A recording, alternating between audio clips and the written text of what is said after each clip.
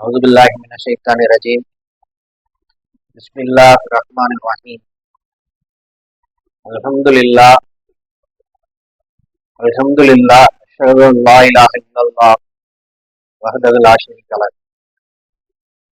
அல்லாஹ்வின் பெயரால் மிக்க அருளாளர் மிக்க கருணையாளர். மகா பெரியவர் ஞானம் நிறைந்தவர். அவர் ஒருவரே கடவுள் என்று சாட்சியம் பாகின்றேன், அவரை தவிர வேறு தெய்வம் இல்லை என்று. இன்ஷா அல்லாஹ் இந்த கூட்டு தொழுகையில கூட்டு தொழுகை ஜும்மாக்கு நன்றி அற்றவர்கள் அப்படிங்கிறத பத்தி பார்ப்போம்.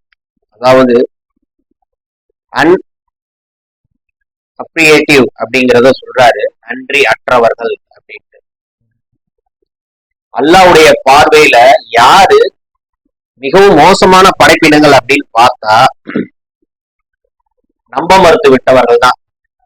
அதாவது கடவுள் ஒருவர் தான், அவரை தவிர வேறு கடவுள் இல்லை அப்படின்ட்டு நம்ப மறுக்கிறாங்க பாத்தீங்களா, அந்த ஒரு கடவுள் அப்படிங்கிறத நம்ப மறுக்கிறாங்க பாத்தீங்களா, அவங்கதான் கடவுளின் பார்வையில் மிகவும் மோசமான படைப்பினங்களா இருக்கிறாங்க அப்படிங்கிறத கடவுள் நமக்கு சொல்றாரு. அப்ப என்ன அப்படின்னா, நம்ம ஏற்கனவே கடவுளிடம் ஒரு உடன்படிக்கை செஞ்சுட்டு தான் வந்திருக்கோம், ஒவ்வொரு தனி ஆன்மாவும். அப்படி இருக்கும்போது அதுக்கு அந்த உடன்படிக்கையை நம்ம மீறிறோம்.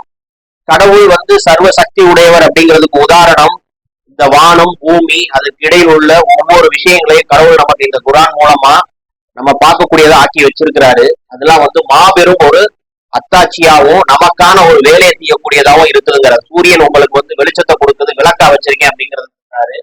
நிலவு உங்களுக்கு இரவுல வெளிச்சத்தை கொடுக்குது அப்படிங்கிற ஒரு விஷயத்த சொல்றாரு. இந்த மாதிரி நம்மளை சுற்றி உள்ள நமக்கு கீழும் நமக்கு மேலும் அதுக்கு நடுவுல உள்ள ஒவ்வொரு விஷயத்திலுமே கடவுள் நமக்கு ஒவ்வொரு உதவிக்காக ஒவ்வொரு காலம் கிடைக்கக்கூடிய ஒரு விஷயமாக அனைத்தையுமே படைத்து கொடுத்திருக்கிறார். அப்ப நம்ம கடவுள் ஒருவர் தான், அவரை தவிர வேறு கடவுள் இல்லை என்று கடவுள் நம்ம உடன்படிக்கை பண்ணியிருக்கோம். இதெல்லாம் யாரு நம்ப மறுக்கிறாங்களோ, அந்த ஒரு கடவுள்ங்கிறத ஏற்க மறுக்கிறாங்களோ, அவங்கதான் கடவுளோட பார்வையில மோசமான படைப்பினங்களா இருக்கிறாங்க அப்படிங்கிற விஷயத்த சொல்றாரு. இந்த நம்ப மறுத்து விட்டவர்கள் தான் நன்றியற்றவர்கள் அப்படிங்கிற ஒரு விஷயத்த சொல்றாரு. நம்பிக்கையாளர்கள் நன்றி உடையவர்களா இருக்கிறாங்க, நம்ப மறுத்து விட்டவர்கள் நன்றி அற்றவர்களா இருக்காங்க அப்படிங்கிற ஒரு விஷயத்த சொல்றாரு.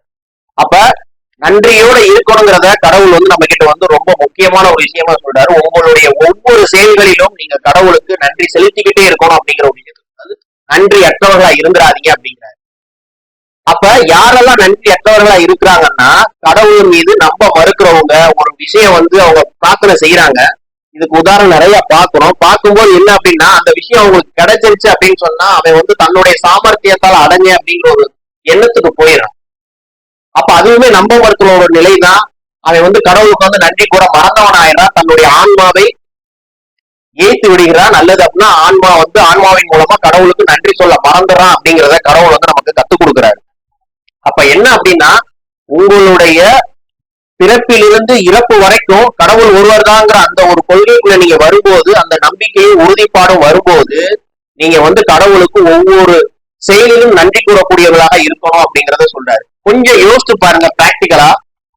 ஒரு நீர் இல்லாம உங்களால ஒரு 4 மணி நேரம் இந்த ஒரு சூழல்ல, இந்த வெயிலோட காலகட்டத்துல இந்த சூழலில் நம்மளால இருக்க முடியுமா? தாகம் அப்படின்னு வரும்போது நம்மளால நோன்பு அப்படிங்கறத விட்டுருங்க, அது ஆன்மா சார்ந்தது, அங்க உறுதிப்பாடும் இருக்கும், கடவுளுக்காக அர்ப்பணிச்சிருக்கிறோம். நம்மளுடைய இந்த நோன்பை தவிர உள்ள மற்ற நாட்கள்ல உங்களால அப்படி இருக்க முடியுமாங்கிற ஒரு விஷயத்த பாருங்க. வெளியே போயிட்டு வரீங்க, போனதுன்னு எதை தேடுவோம்? நம்ம தண்ணீர். இதுதான் கடவுள் நமக்கு கொடுத்துருக்கக்கூடிய ஒரு மாபெரும் அருட்கொடையா இருக்குது. அதுக்கு நம்ம கடவுளுக்கு நன்றி கூறக்கூடியவங்களா இருக்கணும் அப்படிங்கறத சொல்றாரு. தண்ணீரை சாதாரணமா எடுத்து குடிச்சோம் அப்படிங்கிற விஷயம் கிடையாது. இந்த தண்ணீர் இல்லாவிட்டால் என்ன ஆகும், ஜீவராசிகள் என்ன ஆகும் அப்படிங்கறத நம்ம யோசிச்சு பார்க்கணும். சோ கடவுளுக்கு நன்றி உடையவர்களா இருக்கணும். இன்னைக்கு அதை பத்தி தான் பார்க்க போறோம். இன்ஷா அல்லாஹ் வசனங்களை பார்ப்போம். 152 சொல்றாரு, 2வது அத்தியாயத்துல, நான் உங்களை நினைவில் கொள்ளும் பொருட்டு நீங்கள் என்னை நினைவில் கொள்ள வேண்டும், மேலும் என்னிடம் நன்றியோடு இருங்கள், நன்றி கெட்டவர்களாக இருக்கார்கள். என்ன சொல்றாரு அப்படின்னா, ரட்சகர் நான் உங்களை நினைவில் கொள்ளும் பொருட்டு. நினைவில் கொள்ளும் பொருட்டு அப்படிங்கிறது தன்னுடைய ரட்சகர் நம்மளுடைய ரட்சகர் தன்னுடைய அடியார்கள் தவறான முடிவெடுப்பது எந்த ஒரு சூழ்நிலையுமே விரும்புறதே கிடையாது. ஆனா சுதந்திரத்தை கொடுத்துட்டாரு. அது நமக்கு ரொம்ப பரிச்சயமான விஷயம். கடவுள், கடவுளோட மற்ற படைப்பு, சைத்தான் ஒரு பொய்யன் அப்படிங்கிறது எல்லாமே தெரியும். அவர் என்ன சொல்றாருன்னா, நான் உங்களை நினைவில் கொள்ளும் போட்டுன்னா அதற்கேற்ற ஒவ்வொரு சூழ்நிலையும் உங்களுக்காண்டி நீங்க என்னை நினைக்கும் போட்டு நான் ஆக்கி வச்சிருக்கேன். அதனால என்ன சொல்றாரு அப்படின்னா ரட்சகர், நான் உங்களை நினைவில் கொள்ளும் பொருட்டு நீங்கள் என்னை நினைவில் கொள்ள வேண்டும். மேலும் என்னிடம் நன்றியோடு இருங்கள், நன்றி கெட்டவர்களாக இருக்காதீர்கள். கடவுளை நம்ம எப்படி நினைவில் கொள்றது? தொழுகை, தர்மம் அப்படிங்கிற விஷயத்தை தாண்டி நம்ம கடவுளை ஒரு விஷயத்தை கேட்கிறோம், கடவுள்கிட்ட இறைஞ்சி கேட்கிறோம், அது கிடைச்சிருச்சுன்னு சொன்னா கண்டிப்பா நம்ம கடவுளுக்கு நன்றி சொல்லக்கூடியவங்களா இருக்கும். ஒண்ணுமே இல்ல, இப்ப ஆன்லைன்ல நம்ம பாக்குறோம், நமக்கு விருப்பமான ஒரு உடையை தேர்வு செய்யறோம், அதுல வண்ணங்களை எடுக்கிறோம், வண்ணங்களை எடுக்கும்போது நமக்கு ஒரு பிடிச்ச நேரம் கிடைக்குது, அதுல சைஸ் எல்லாமே கிடைக்குது, நமக்கு ஒரு வாங்கக்கூடிய ஒரு விலையில இருக்குது, அது கிடைச்சிருச்சுன்னு சொன்னாலுமே அந்த ஒரு செகண்ட்ல கூட நம்ம கடவுளுக்கு நன்றி சொல்லணும். இதுதான் நீங்க ஒரு ஒரு சின்ன சின்ன விஷயங்கள்லயும் கடவுளை நினைவு கூறக்கூடிய ஒரு விஷயங்களா இருக்கு. அப்படி நீங்க நினைவு கொள்ளும் போது கடவுள் உங்களை ரொம்ப நேசிக்கிறேன் அப்படிங்கிறத சொல்றாரு. அப்ப எந்த அளவுக்கு நம்மளுடைய ஆன்மாவை நம்ம வளர்த்துக்கணும் அப்படின்னு கேட்டா, எப்படி இப்ராஹிம் நபி கடவுளுக்கு ஒரு ஒற்ற நண்பரா இருக்கிறோம், அந்த அளவுக்கு நம்ம முயற்சி செய்யணுங்கிறத நம்ம முன்னிலைப்படுத்திக்கணும்.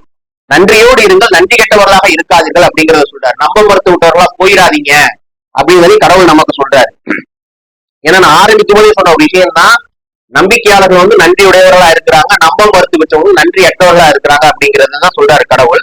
அதுல 243 சொல்றாரு 2வது அத்தியாயத்திலேயே,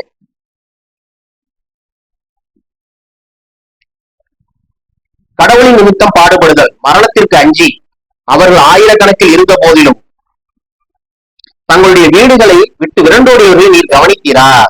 கடவுள் அவர்களிடம் கூறினார், இறந்து விடுங்கள், பின்னர் அவர்களை மீண்டும் உயிர்ப்பித்தார். கடவுள் மனிதர்கள் மீது தன்னுடைய அருளை புரிகின்றார், ஆனால் பெரும்பான்மையான மனிதர்கள் நன்றியற்றவர்களாக இருக்கின்றனர். அதாவது கடவுளின் நிமித்தம் பாடுபடுதல் அப்படிங்கிற ஒரு விஷயத்த சொல்றாரு. தூதர் டைட்டில் கொடுத்திருக்காங்க, மரணத்திற்கு அஞ்சி அவர்கள் ஆயிரக்கணக்கில் இருந்த போதிலும் தங்களுடைய வீடுகளை, அதாவது எதிரணியினர் இருக்கிறாங்க, இவங்கள்ட்ட நிறைய ஆள்பலம் இருந்தாலுமே மரணத்துக்கு அஞ்சினவங்க கடவுள் நிமித்தம் பாடுபடாம விரண்டு ஓடிடுறாங்க, பயந்துடுறாங்க அப்படிங்கிறத சொல்றாரு. கடவுள் அவரிடம் கூறினார், இறந்து விடுங்கள். ஆனா அதுல உள்ள நம்பிக்கையாளர்கள் என்ன சொல்றாருன்னா, இறந்து விடுங்கள், பின்னர் அவர்களை மீண்டும் உயிர்ப்பித்தார். கடவுள் மன்னிக்கின்றவர், கடவுள் மனிதர்கள் மீது தன்னுடைய அருளை புரிகின்றார், ஆனால் பெரும்பான்மையான மனிதர்கள் நன்றியற்றவர்களாக இருக்கின்றனர்.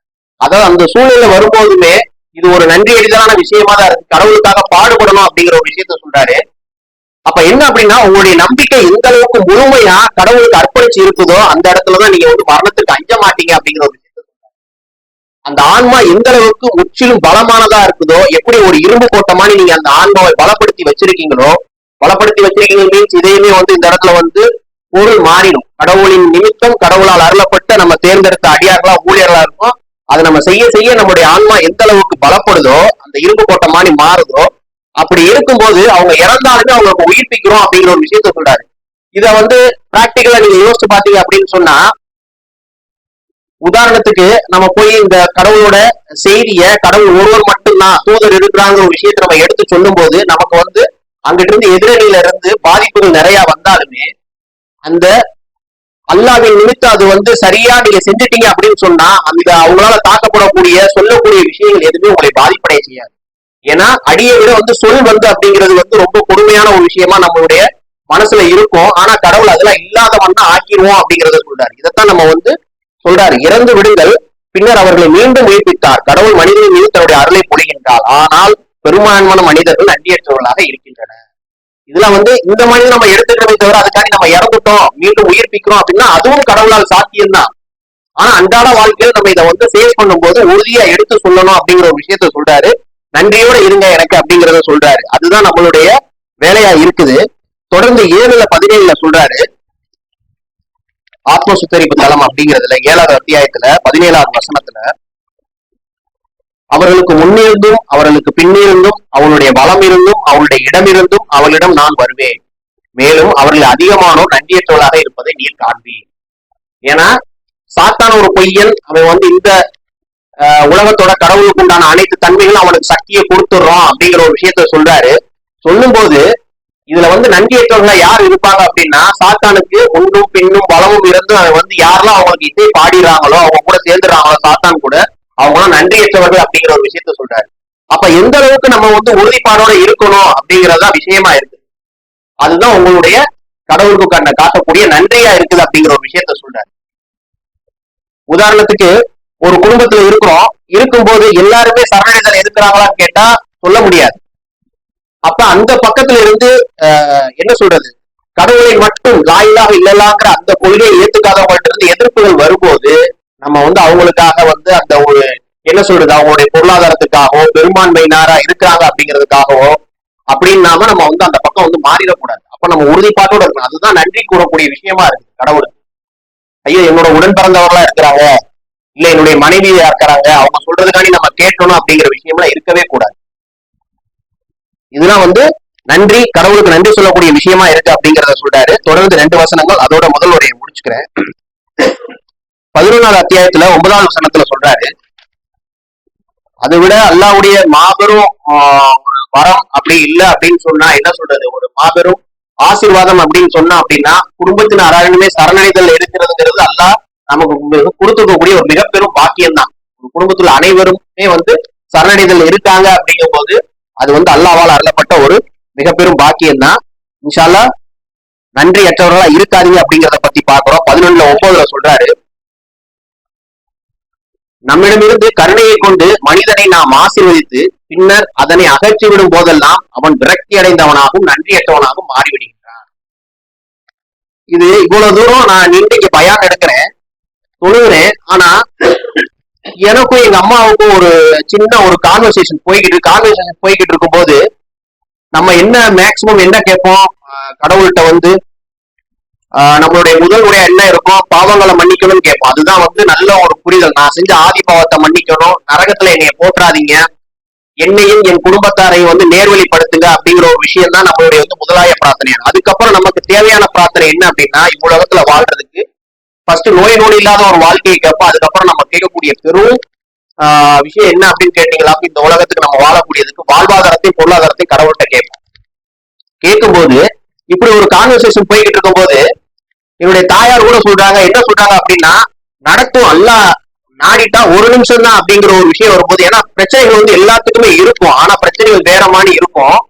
நம்ம வந்து இவ்வளவு காலம் இருக்கிறோமே, கடவுள் நம்ம கிட்ட வரும்போது அப்ப என்ன அப்படின்னா, வாயிலிருந்து என்ன வார்த்தை வருதுன்னா என்னத்த அல்லா அப்படிங்கும் போதுமே அதெல்லாம் வந்து இறைவன் தானே. அப்ப என்ன அப்படின்னா, இன்னமும் நம்ம வந்து 100% வந்து நம்ம இல்ல, நான் 100% வந்து இன்னும் கடவுளுக்கு அர்ப்பணிக்கப்பட்டவனாக மாறவில்லைங்கிறது தான் விஷயம். அப்ப என்ன அப்படின்னா, நான் அந்த அளவுக்கு வந்து நம்ம வந்து கடவுளை வந்து நேசிக்கணும், உண்மையான நம்பிக்கையையும் விசுவாசத்தையும் கடவுள் மேல வைக்கணும். என்னத்தான் அல்ல அப்படிங்கிறது என்னுடைய வாயிலிருந்தே வரும்போது அப்ப எந்த அளவுக்கு நான் சரணடைதல் இருக்குங்கிறது எனக்கே தெரியுது. ஆனா அது வரும்போது உள்ளார்ந்த எண்ணத்துல என்ன சொல்றோம், சொல்லக்கூடாது, அஸ்தோஃபில்லா, கடவுள் எப்படினாலும் நம்மளை வந்து கொண்டு போவார். ஏன்னா அப்ப நீங்க அந்த வசனமே அங்க வந்து கட் அவுட் ஆயிரும். என்னன்னா, பூமியின் மீது ராஜாக்களாகவும் ராணிகளாகவும் என்ற ஒரு வசனம் இருக்கு பாத்தீங்களா, கடவுளை மட்டும் நம்பியவர்கள் நம்பிக்கை கொண்ட நிலையில் அவர்களுக்கு வந்து எந்த ஒரு பிரச்சனை வந்தாலுமே அது வந்து பிரச்சனையாவே தெரியாது. அவங்களுடைய ஆன்மா வந்து உறுதியா இருக்கும்போது அந்த விஷயம் அப்படிங்கிறது வந்து எந்த ஒரு சோதனையும் கஷ்டமும் வந்து அவங்கள வந்து ரொம்ப வந்து என்ன சொல்றது கஷ்டப்படுத்தாது. அப்படிங்கும் போது அவங்கதான் வந்து உண்மையான ராஜாக்களோ ராணிகளா இருக்கிறாங்க. அப்படிங்கும் போது அவ்வளவு தூரம் நம்ம அதை வந்து திரும்ப திரும்ப அந்த வசனங்களை கேட்டு அந்த இடத்துல அந்த வார்த்தையை வந்து நம்ம வந்து சொல்லக்கூடாது. அதுவே இறை நிந்தனை தான். அப்ப எந்த அளவுக்கு நம்ம இருக்கோம் அப்படிங்கிறத பார்க்கணும். அப்பயே நம்ம என்ன கேட்கணும் அப்படின்னா, இறைஞ்சி கடவுள்கிட்ட நான் சொல்றாரு, என்ன சொல்றாரு, என்கிட்ட இறைஞ்சி கேளுங்க, நான் கண்டிப்பா கொடுக்குறேன் அப்படிங்கிறாரு. ஆனா நம்மளுடைய உழைப்பு என்ன இருக்கு அப்படின்னா ஒண்ணுமே கிடையாது. நான் நினைச்சா எப்பயாவது தொழுகுவேன், நினைச்சா தொழுதுக்குருவேன் அப்படிங்கும் போது அது நம்மளுடைய ஆன்மா வந்து சோர்வடைவதற்கு உண்டான காரணம் தான். அப்ப அதுல இருந்து நம்ம வந்து மீண்டு வரணும். அந்த எண்ணத்தை வந்து கடவுள் மீது முற்றிலுமாக நம்ம அர்ப்பணிக்கணும், ரட்சகரை தேடி போகணும். அதுதான் விஷயமா இருக்குது. தொடர்ந்து பார்ப்போம். 14:7 நன்றி உடையவர்களும் நன்றியற்றவர்களும் அப்படிங்கிறத சொல்றாரு. டைட்டில் கொடுத்திருக்காரு, உங்களுடைய ரட்சகர் விதித்துள்ளார், நீங்கள் எனக்கு எவ்வளவுக்கு எவ்வளவு நன்றி செலுத்துகின்றீர்களோ நான் உங்களுக்கு அவ்வளவுக்கு அவ்வளவு தருவேன். ஆனால் நீங்கள் நன்றியற்றவர்களாக மாறிவிட்டால் பின்னர் எனது தண்டனை கடுமையானதாகும். நீங்க நம்ப மறுத்து போயிட்டீங்க அப்படின்னா நீங்க நன்றியற்றவர்களா தான் இருக்கிறீங்க அப்படிங்கிற நீங்க நம்பிக்கை கொண்டு மேலும் மேலும் நீங்க வந்து நம்பிக்கையை வந்து பலப்படுத்திக்கிட்டே இருக்கீங்கன்னா நீங்க நன்றியுடையவர்களா இருக்கிறீங்க, உங்களுக்கு நான் கொடுத்துக்கிட்டே இருப்பேன் அப்படிங்கிறத சொல்றாரு. உங்களுடைய ரட்சகர் விதித்துள்ளார், கட்டளையாவே சொல்றாரு, நீங்கள் எனக்கு எவ்வளவுக்கு எவ்வளவு நன்றி செலுத்துகின்றீர்களோ நான் உங்களுக்கு அவ்வளவுக்கு அவ்வளவு தருவேன். ஆனால் நீங்கள் நன்றியற்றவர்களாக மாறிவிட்டால் பின்னர் எனது தண்டனை கடுமையானதாகும். நான் என்ன சொன்னேன் அப்படின்னா, நம்ப மறுத்தலே நன்றியற்றவர்களோட விஷயம் தான் அப்படிங்கறத சொல்றேன். நம்பிக்கை கொண்ட நிலைதான் நன்றி அறிதல்ங்கிற விஷயத்தையும் சொல்றேன். அதை நம்ம கரெக்டா புரிஞ்சுக்கணும். சில இடத்துல வந்து குரான்ல வந்து அதைத்தான் அவங்க பண்ணியிருப்பாங்க. நம்ப மறுத்து விட்டவர்களாகவும் நன்றியற்றவனாகவும் மாறிவிடுகின்றான் அப்படிங்கிறத கடவுள் வந்து சொல்லுவாரு. தொடர்ந்து பார்ப்போம். 34ல 2 வசனம் அதோட முடிச்சுக்கிறேன். 17:27 சொல்றாரு. 14வது அத்தியாயத்துல 7வது வசனம் வாசித்தேன். அதுல 34 சொல்றாரு. 14ல 34. இன்னும் நீங்கள் அவரிடம் இறைஞ்சுகின்ற எல்லா வகையான விஷயங்களும் அவர் உங்களுக்கு தருகின்றார். கடவுளின் ஆசீர்வாதங்களை நீங்கள் எண்ணினால் உங்களால் ஒருபோதும் அவற்றை முழுமையாக உள்ளடக்கிவிட முடியாது. நிச்சயமாக மனிதன் வரவு மீறுகின்றனாகவும் நன்றி கெட்டவனாகவும் இருக்கின்றான். அதாவது கடவுள்கிட்ட நீங்க எந்தெந்த விஷயங்களுக்கு எல்லாம் இறைஞ்சுறீங்களோ எல்லா வகையான விஷயங்களை இறைஞ்சுகின்ற எல்லா வகையான விஷயங்களும் அவர் உங்களுக்கு தருகின்றார். கடவுளின் ஆசீர்வாதம் நீங்கள் எண்ணினால் உங்களால் ஒருபோதும் அவற்றை முழுமையாக உள்ளடக்கிவிட முடியாது. நிச்சயமாக மனிதன் வரவு மீறுகின்றனாகவும் நன்றி கெட்டவனாகவும் இருக்கின்றான். வரவு மீறுதல்னா என்ன? இப்ப நான் ஒரு விஷயத்துக்காண்டி கடவுள்கிட்ட பிரார்த்தனைக்கிறேன். என் உடல்நலம் குண்டி இருக்குது, இல்ல பொருளாதாரத்திற்காக, இல்ல என்னை சார்ந்தவர்களுடைய பிரச்சனைக்காக அப்படின்னு நம்ம கேட்கும் போது கடவுள் அதை நிவர்த்தி செஞ்சாராக்கும் அடுத்த செகண்டே நம்ம நன்றி சொல்லணும். அப்ப என்ன அப்படின்னா, நான் அந்த நேரத்துல மட்டும் தொழுதுகிட்டே இருக்கிறேன். அப்புறம் அந்த கிராஃப் நம்மளுடைய இது மாதிரி டக்குன்னு குறையும் போது நான் எனக்கு ஒரு பிரச்சனை வரும்போது மறுபடியும் நான் கரெக்டா தொழுதுகிட்டே இருக்கிறேன். அப்புறம் என்ன அப்படின்னா, நீங்க அதை கிராஃப் அப்படி ஸ்ட்ரெயிட்டா கொண்டு போய்கிட்டே இருக்கிறவே தவிர உங்களுக்கு அந்த அப் அண்ட் டவுன் இருக்கவே கூடாது. அதுதான் வரம்பு மீறுதல். அப்ப என்ன ஆகும் அப்படின்னா, அதுதான் நான் சொன்ன ஒரு விஷயம் தான், மனிதன் சுயநலமாவே சிந்திக்க, தனக்கு தேவைன்னா கடவுளை தேடி போறதும், தனக்கு ஒரு பிரச்சனைனா கடவுள் தேடி போறதும், நல்லா இருக்கும் போது நான் என்னால முடிஞ்ச அளவுக்கு நான் இப்ப எல்லாமே பேசுறது என்னை சார்ந்துதான் பேசுறேன், என்னுடைய தனிப்பட்ட நான் முறையில ஏகக்கூடிய விஷயத்தை வச்சுதான் சொல்றேன்.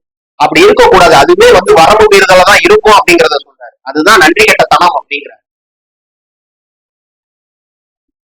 ஏன்னா நம்மளை சுத்தி பார்க்கும்போது மனிதர்கள் பல்வேறு பிரச்சனைகளை சொல்றாங்க. சொல்லும் போது கடவுள் நம்மளை எந்த அளவுக்கு அந்த இடத்துக்கு தோணும் நம்மளை எப்படி வச்சிருக்கிறாருன்ட்டு.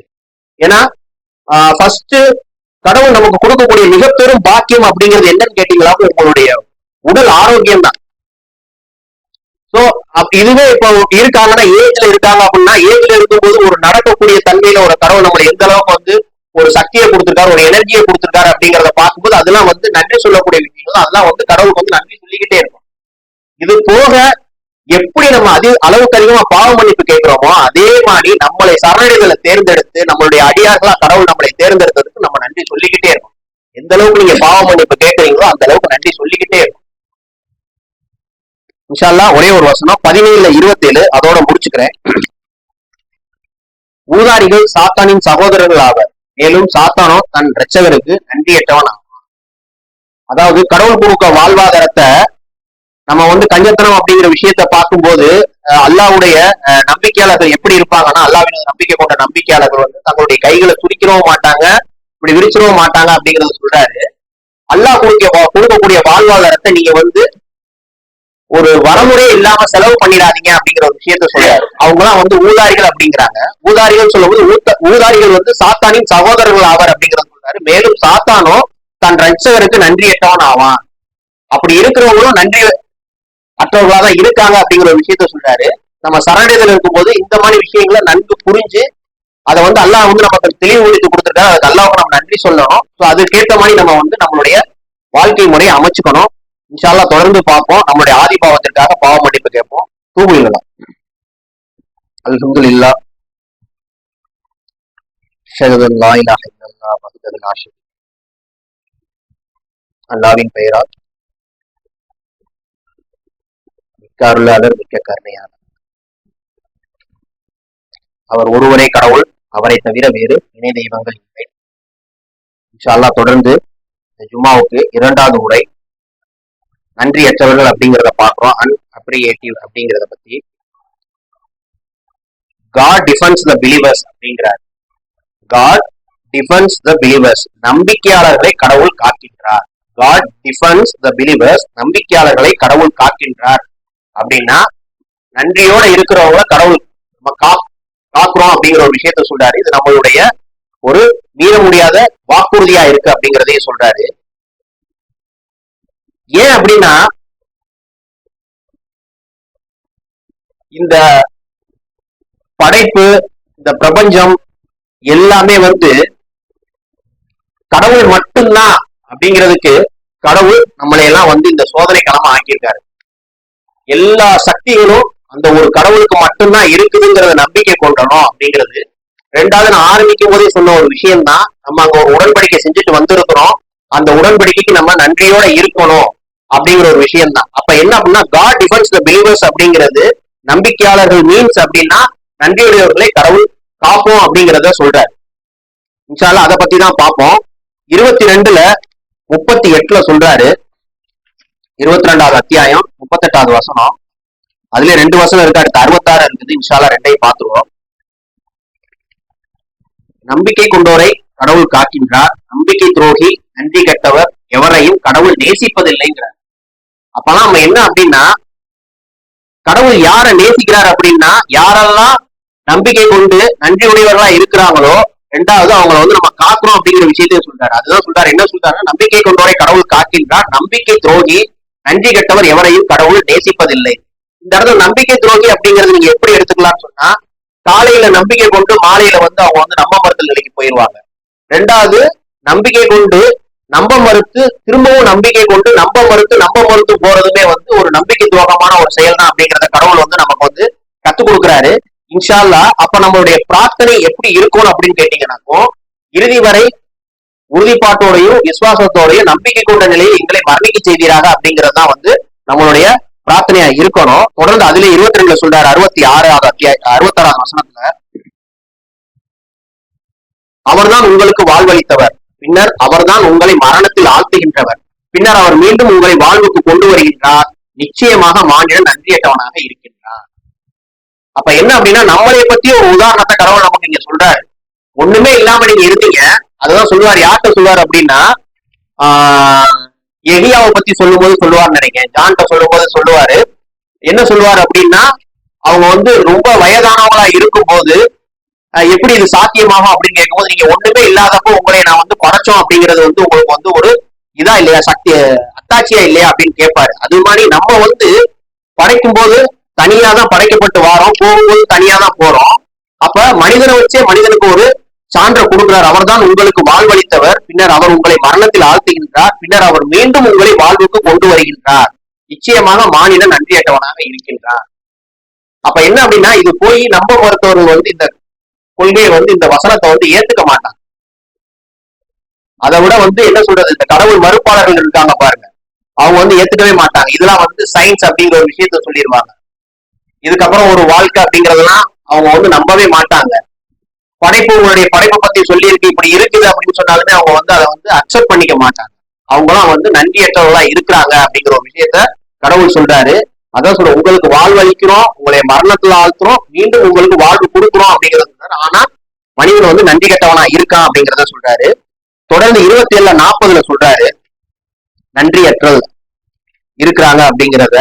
27:40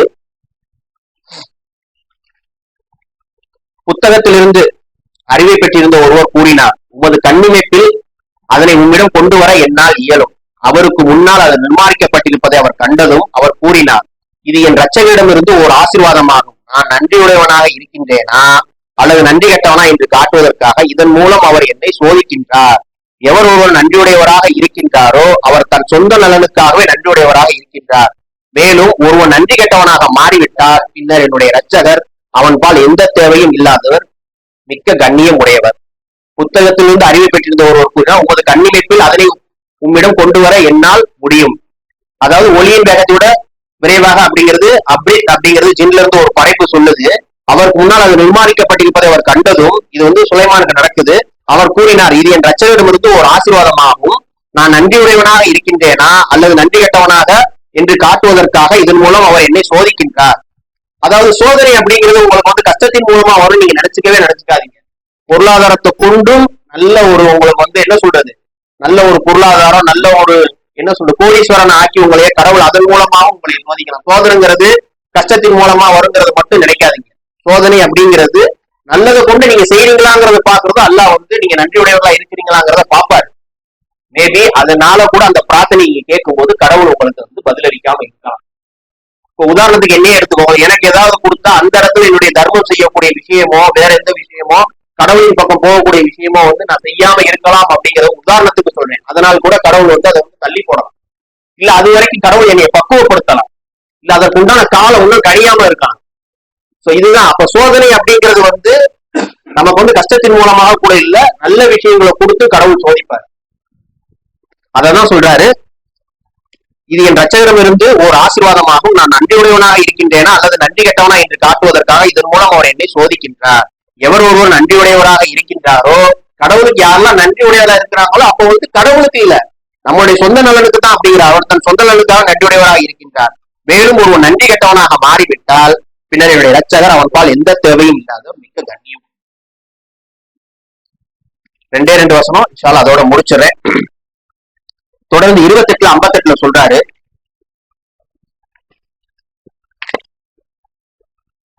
தங்களுடைய வாழ்க்கைகளுக்கு நன்றி கெட்டவர்களாக மாறிய எத்தனையோ தலைமுறையினரை நாம் அளித்திருக்கின்றோம். அதன் விளைவாக ஒரு சிலவற்றை தவிர அவர்கள் பின்னர் எவரும் வசிக்காத சிதிலங்களாக இது அவளுடைய வீடுகள், நாமே அவற்றின் வாரிசுகளாக இருந்தோம். இப்போ நீங்க உதாரணத்துக்கு இந்த ஒரு மாதிரியே எடுத்துக்கோங்களேன். இதுக்கு முன்னாடி வந்து நம்ம மருத்துவம் இருந்திருந்தாங்க அப்படின்னு சொன்னா, நீங்க ஒரு 400 நூற்றாண்டுக்கு முன்னாடி 500 நூற்றாண்டுக்கு முன்னாடியே உங்களால போக முடியுமா? கண்டிப்பா போக முடியாது. ஆனா அல்லாஹ் தன்னுடைய வார்த்தைகளை கொண்டு இந்த வேதத்தின் மூலமா சொல்ல, தங்களுடைய வாழ்க்கைகளுக்கு நன்றி கெட்டவர்களாக மாறி எத்தனையோ தலைமுறையினரை நாம் அளித்திருக்கின்றோம். அதன் விளைவாக ஒரு சிலவற்றை தவிர அவர்களுக்கு பின்னர் எவரும் வசிக்காத சிதிலங்களாக இதோ அவர்களுடைய வீடுகள், நாமே அவற்றின் வாரிசுகளாக இருந்தோம். இப்ப நீங்க உதாரணத்துக்கு தனுஷ்கோடியை கூட எடுத்துக்கலாம். அது அப்படியே அழிக்கப்பட்டு அங்க ஒண்ணுமே இல்ல. உதாரணம் அதுதான். யாரெல்லாம் வந்து கடவுளுக்கு நன்றி கெட்டவர்களா மாறினாங்களோ அந்த தலைமுறையே வந்து அதற்கான காலம் வரும்போது அது வந்து குறைக்கப்படும் அப்படிங்கிற ஒரு விஷயத்த சொல்றாரு, குறைத்தெடுக்கப்படும் அப்படிங்கிற ஒரு விஷயத்த சொல்றாரு. இதெல்லாம் வந்து சின்ன சின்ன உதாரணங்கள் தான். அப்ப நம்ம வந்து கடவுளுக்கு வந்து நன்றி உடையவர்களா இருக்கணும், நன்றி அற்றவர்களா மாறிடக்கூடாது அப்படிங்கிறத சொல்றாரு. 31:12 லுக்மானின் ஞானம் அப்படிங்கிறாரு. லுக்மானுக்கு நாம் ஞானத்தை கொடையளித்தோம், நீர் கடவுளுக்கு நன்றியுடையவனாக இருக்க வேண்டும். எவர் ஒருவர் நன்றியுடையவராக இருக்கின்றாரோ அவன் சொந்த நலனுக்காகவே நன்றியுடையவராக இருக்கின்றார். நன்றி கெட்டவராக மாறிவிட்டவர்களை பொறுத்தவரை கடவுள் எந்த தேவையும் மற்றவர் புகழ்ச்சிக்கு தகுதியான. இந்த குரான்ல சொல்லும் போது சுலைமான சொல்றாரு, லுக்மான சொல்றாரு, லுக்மானுக்கு ஞானத்தை கொடுக்கும் அப்படிங்கிறாரு. இது மாதிரி ஒவ்வொருத்தரும் நம்ம இருக்கிறோம் அப்படின்னு சொன்னா நம்மளை வந்து கடவுள் வந்து பியூர் சோல் ஆக்கி நம்மளை வந்து சரணடைதல்ல எடுத்து அவரை மட்டும் வழிபடக்கூடிய ஆக்கியிருக்காரு அப்படின்னு சொன்னா இதுவே நமக்கு வந்து மாபெரும் ஒரு ஆசீர்வாதம் தான். கடவுளோட கிருபைன்னு தான் சொல்லணும். கிருபை அப்படிங்கிறது வந்து என்ன சொல்றது, தன் அடியார்களை தேர்ந்தெடுத்து கடவுள் மட்டும்தான்ங்கிற அந்த எண்ணத்தை கொடுக்கறதுக்கு பேர் தான் கிருபை. அப்படி இருக்கும்போது நம்மளை வந்து கடவுள் நம்ம மேல கிருபையும் கருணையை பொழிஞ்சிருக்காரு அப்படின்னா நம்ம வந்து கடவுளுக்கு வந்து நன்றியுடையவர்களா இருக்கணும், நன்றியற்றவர்களா மாறிடக்கூடாது அப்படிங்கிறத சொல்றாரு. மேலும் மனிதனோட இயல்பான குணம் எப்படி இருக்குன்னா, எல்லாத்தையுமே இவனுக்கு நான் அமைச்சு கொடுத்திருக்கிறேன். நீரு, நிலம், ஆகாயம், சூரியன், சந்திரன், கோள்கள் எல்லாமே, விண்மீன்கள் எல்லாமே நான் கொடுத்திருக்கிறேன். அவனை வந்து திருமணத்தின் மூலமாக வந்து அவனுடைய சந்ததியை நான் பெருக்க செய்யறேன். சோ இந்த மாதிரி எல்லாமே கொடுத்தாலுமே மனிதன் எப்படி இருக்கான் அப்படிங்கறத எப்படி சொல்றாருன்னா 68:13 மனிதன் நன்றி கெட்டவனாகவும் பேராசைக்காரனும் இருக்கான் அப்படிங்கிறத சொல்றாரு. அதாவது அவனுக்கு வந்து 2 பாதைகளை நம்ம சுட்டி காட்டுறோம் அப்படிங்கிறாரு. அதுல அவன் வந்து நன்றி உடையவனா இருக்கிறானா நன்றி கெட்டவனாக இருக்கின்றானாங்கிறதுதான் விஷயமே. என்ன சொல்றாருன்னா மனிதன் அப்படிங்கிறவன் வந்து நன்றி கெட்டவனாகவும் பேராசைக்காரனாகவும் இருக்கிறான் அப்படிங்கிறாரு. 2 பாதையை சுட்டி காட்டுறோங்கிறாரு. அதுதான் அந்த 2 பாதைங்கிறத நீங்க நான் என்ன சொன்னா ஆரம்பிக்கும் போது சொன்ன ஒரு விஷயம் தான் நம்பிக்கை கொள்ளுதல், நம்ப மறுத்தல். நம்பிக்கை கொள்ளுதல் தான் நன்றி உடையவனா இருக்கிறானா, நம்ப மறுத்தல் தான் நன்றி கெட்டவனா இருக்கிறானா அப்படிங்கிற ஒரு விஷயத்தை தான் கடவுள் சொல்றாரு. அதுதான் சொல்ற 2 பாதையை அவனுக்கு நாம் சுட்டி காட்டினோம், பின்னர் அவன் நன்றி உடையவனாகவோ அல்லது நன்றி கெட்டவனாகவோ இருக்கின்றான். அப்ப நம்பிக்கை கொண்ட நிலையில நன்றி உடையவர்களா நம்ம கடவுளுக்கு எந்த அளவுக்கு நம்ம பாவ மன்னிப்பு வந்து கேட்கணும், நம்ம கேட்கிறோமா அப்படிங்கிறதா கேள்விக்குறி.